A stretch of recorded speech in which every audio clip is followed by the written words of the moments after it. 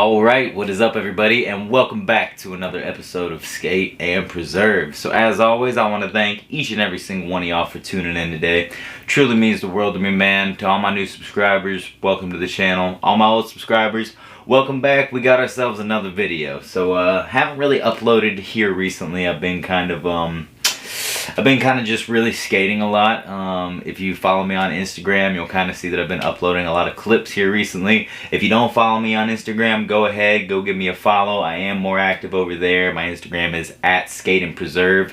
Give me a follow, let me know you're from YouTube. I always enjoy interacting with all y'all. But today, we're gonna do us an unboxing, the old tried and true unboxing. So as you can tell from the title of this video, we are gonna be unboxing a nice Primewood LA X Shut reissue, collaboration, whatever you want to call it.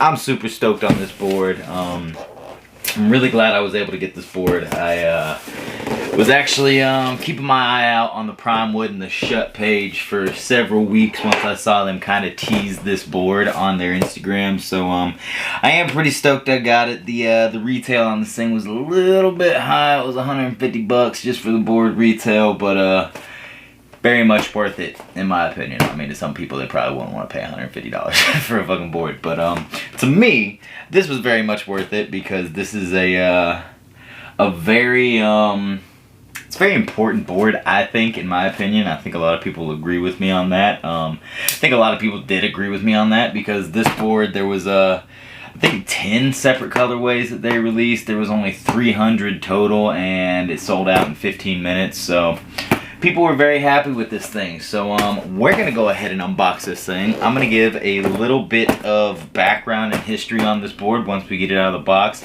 Like I said, we're just going to keep this video kind of short. I think I've been going for a couple minutes already. So I do tend to kind of ramble on in these videos. But without further ado, we're going to get this thing out of the box because it's been sitting at the bottom of my stairs all day.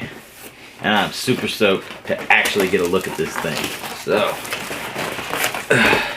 now Primewood LA, they do a lot of these reissues. I haven't bought from them before. I just, there's been a couple that I've really liked that I haven't picked up. The Jason Lee Icons board was one of them. They've done a couple Randy Colvin boards that I've really liked. So, this one I knew I absolutely had to get. I've been wanting one of these in my collection for quite some time. Which way's the tail? Alright, so I'm going to pull this thing out.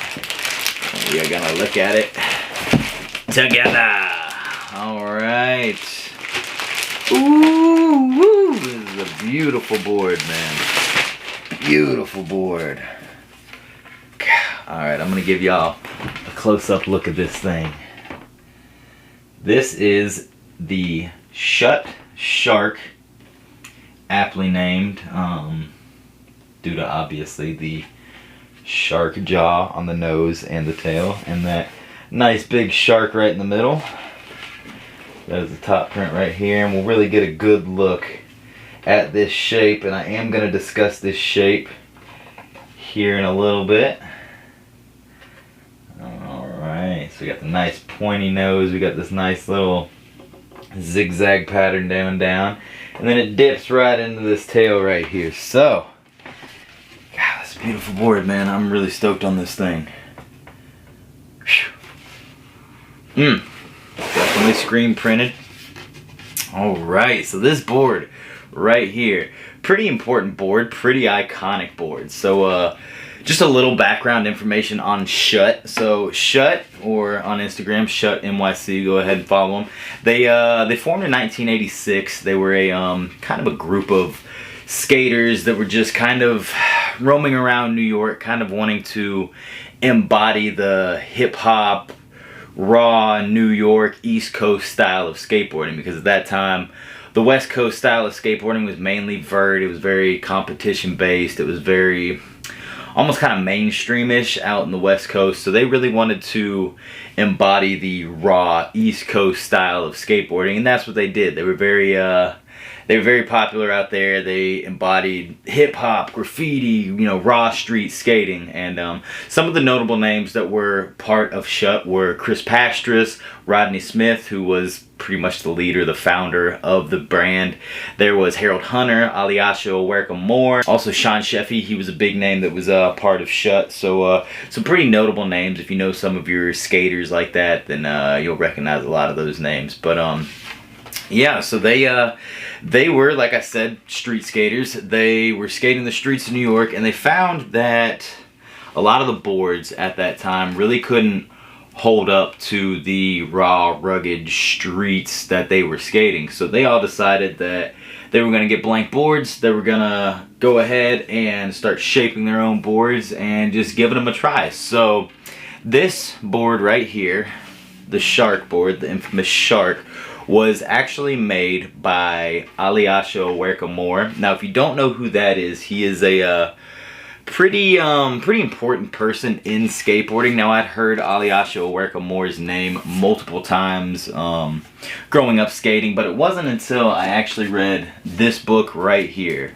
This book is called This Is Not a T-Shirt. It was written by Bobby Hundreds of the Hundreds, and basically was kind of his memoir of going through the trials and tribulations that led to him making a popular streetwear brand, the Hundreds. And Alyosha Owerka Moore was mentioned many times in that book because Alyosha was one of the main people that had to do with alphanumeric, which was, back in 90s, early 2000s. It was a very popular skate clothing brand.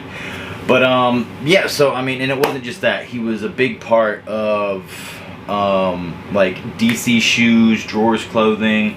He was a big part of actually getting Nike into the skateboard industry. So I know a lot of people might not like that, but whatever, you can't argue the fact that he is a very important person in the skateboard scene and in the streetwear scene, in the footwear scene, whatever it is, But yeah, he was actually one of the people that pitched to Nike like, hey, why don't you use the Dunk as your skate shoe? And in the year 2021, we all know that the Nike SB Dunk is one of the most hyped up and coveted skate shoes that you can buy. So do what you will with that information. But anyways, back to the board. So Alyosha Owerka Moore is actually the one that designed this shape right here. So they all decided in 1987 that they wanted to take their boards and their blank boards that I was talking about, and they wanted to design their own shapes. They wanted to make shapes that they wanted to ride. So